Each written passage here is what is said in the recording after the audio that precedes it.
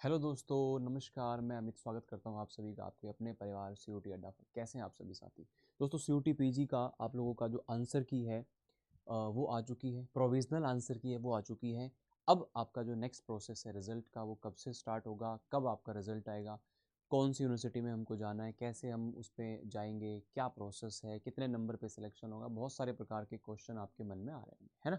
और वो बिल्कुल व्यवहारिक है, प्रैक्टिकल है। तो देखो, सबसे पहली चीज़ तो ये है कि अभी एनटीए ने प्रोविज़नल आंसर की रिलीज़ की है, ठीक है ना। प्रोविज़नल आंसर की का मतलब होता है कि जो आपके रिस्पॉन्स शीट है ना, उसको रिलीज़ किया है। जो आपने आंसर फिल किए थे वो उन्होंने रिलीज़ किए हैं। आप उसको चेकआउट कर सकते हैं। कैसे चेक करेंगे ये भी मैं आपको, आपने हालांकि अपने स्कोर वगैरह सब चेक कर लिए होंगे। जैसे आप लोग सी टी एनटीए की ऑफिशियल साइट पर जाते हैं, cutpg.samarth.ac.in पर जाते हैं, तो आपको वहाँ पर जैसे साइन इन करते हैं आप लोग, है ना, साइन इन करने के बाद में आप लोगों को यहाँ पे कुछ इस तरह से इंटरफेस दिखाई देता है। आप लोगों ने जितने भी पेपर्स दिए थे वो यहाँ पर आएंगे, 1 2 3 4। जैसे यहाँ पे पॉलिटिकल साइंस और बीएड और ये आ रहा है ना, तो जो भी पेपर आपने दिया वो यहाँ पे आएगा। तो यहाँ पे जिस भी पेपर का आपने रिस्पॉन्स शीट देखना है, डेट आपको दी गई है, जैसे आपने इस पर क्लिक किया, जैसे आप इसके ऊपर क्लिक करोगे तो आप लोगों को ये आपकी जो रिस्पॉन्स शीट है ये दिखाई देगी।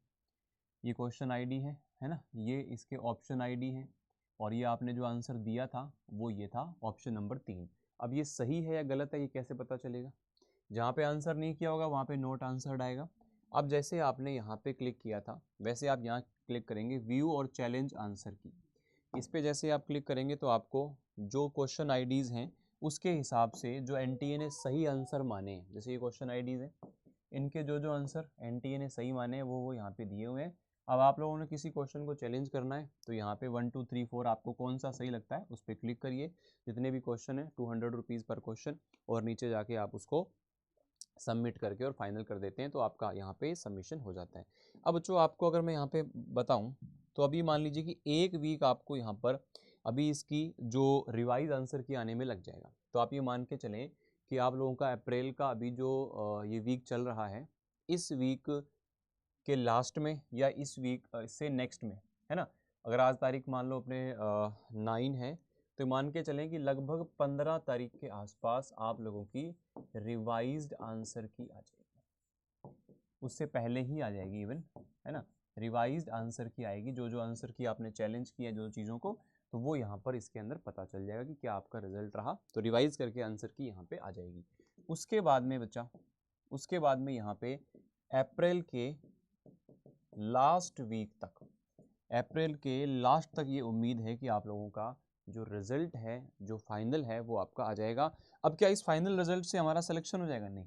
उसके बाद में अलग अलग यूनिवर्सिटीज़ अपने अपने उसके लिए एडमिशन के लिए अलग अलग अपनी जो वेबसाइट है उन पर रजिस्ट्रेशंस इनवाइट करेंगी। आप वहाँ पे जाके फिल करेंगे जिस भी यूनिवर्सिटी को आप टारगेट कर रहे हैं। फिर भी अगर मैं एक आइडिया लगाऊं बच्चे, तो ये जून तक ये काउंसलिंग जो प्रोसेस है, ये जो आपको काउंसलिंग प्रोसेस है रिजल्ट के बाद का, ठीक है ना, ये चीज़ें आप लोगों की जो है आप ये मान के चलें कि जून के अंदर स्टार्ट हो जाएंगे, या मई के लास्ट में कह सकते हो आप। जैसे अप्रैल के लास्ट में रिजल्ट आया है, मई के स्टार्टिंग में आया, तो मई के लास्ट में आप ये मान लीजिए, मई के लास्ट में या फिर जून के मिड तक आप लोगों का जो काउंसलिंग प्रोसेस है वो शुरू हो जाएगा। फिर अलग अलग जो भी आपका स्कोर कार्ड होगा उसके हिसाब से आप अलग अलग यूनिवर्सिटीज़ के लिए जहाँ पर भी उनका एलिजिबल क्राइटेरिया आप कंप्लीट कर रहे होंगे वहाँ पे फिर जाके आप आवेदन कर सकते हैं, ठीक है। तो ये चीज़ें आपको ध्यान रखनी है।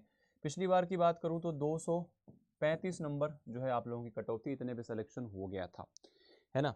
सेंट्रल यूनिवर्सिटीज़ जो है अच्छी यूनिवर्सिटीज़ हैं, यहाँ पे सिलेक्शन इतने पे हो गया था। 400 में से कट ऑफ थी, तो ऑलमोस्ट 60% के आसपास है। तो बच्चा मैं यहाँ पे अगर इस बार मानूँ तो 300 नंबर का था, तो उसका 60% हो गया आपका 180। तो लगभग आप लोग अगर 200 प्लस जा रहे हो तो आप बिल्कुल सेफ हो। 200 प्लस में आपका सिलेक्शन हो जाएगा जहाँ पर भी आप टारगेट कर रहे हो, है ना। अगर जनरल में हो तो अगर आप लोग, ऐसा नहीं है, देखो 150 से 180 है ना, उसको भी मौका मिलेगा काउंसलिंग में बैठने का, बट फाइनली यहाँ पे कहीं ना कहीं 180 वाला सेफ जोन में चला जाएगा, है ना। फिर भी देखो, एक यूनिवर्सिटी नहीं है, टॉप यूनिवर्सिटीज़ भी हैं, उससे नीचे वाली भी हैं, तो कहीं ना कहीं हमारा सिलेक्शन 150 प्लस पे हो जाता है, ठीक है। इस बार का ये चांसेस हैं कि 150 प्लस नंबर अगर आप लेकर के आ रहे हो तो आप कहीं ना कहीं अपने आप को काउंसलिंग में आप बैठ सकते हो और उसके बाद चीज़ों में आगे बढ़ सकते हो। और इसी के साथ में अगर बच्चा कोई भी आप में से CUET PG की तैयारी करना चाहता है, 2025 एग्ज़ाम्स के लिए। तो इसके लिए बैचेस जो हैं अड्डा 247 की वेबसाइट पर और एप्लीकेशन पर उपलब्ध हैं, आप जा करके चेकआउट कर सकते हैं। जैसे CUT PG LLB की अगर आप तैयारी कर रहे हो 2025 के लिए, तो बच्चा इसके लिए विजय बैच जो है फाउंडेशन बैच है, ये आपका बैच जस्ट स्टार्ट हुआ है। तो अभी इसके अंदर बिल्कुल स्टार्टिंग फेज़ पे क्लासेस हैं, तो इसको आप लोग ज्वाइन कर सकते हो। और अभी आज इसको ज्वाइन करते हो तो आप लोग यहाँ पर 80% का मैक्सिमम डिस्काउंट आप लोगों को मिल जाता है। S829 कोड के साथ में आप लोगों को यहाँ पर चीज़ें मिल जाएंगी, ठीक है। या इसके अलावा और किसी भी एप्लीकेशन बैच से जुड़कर आप अपनी तैयारी को और शानदार बनाना चाहते हैं, तो आप लोग बच्चा ज़रूर से ज़रूर इनके अंदर एनरोल कर सकते हैं अपने आप को। फिर भी आप लोग की कोई क्वेरी हो तो आप इस वीडियो के नीचे कमेंट कर सकते हैं, या फिर आप मुझे amit.sharma@adda247.com पर मेल करके अपनी क्वेरीज को पूछ सकते हैं, ठीक है, चलेगा। तो एक प्रॉपर कट ऑफ के एनालिसिस के साथ मिलते हैं आप लोगों से एक अगले वीडियो में। तब तक के लिए थैंक यू, शुक्रिया, जय हिंद, जय भारत।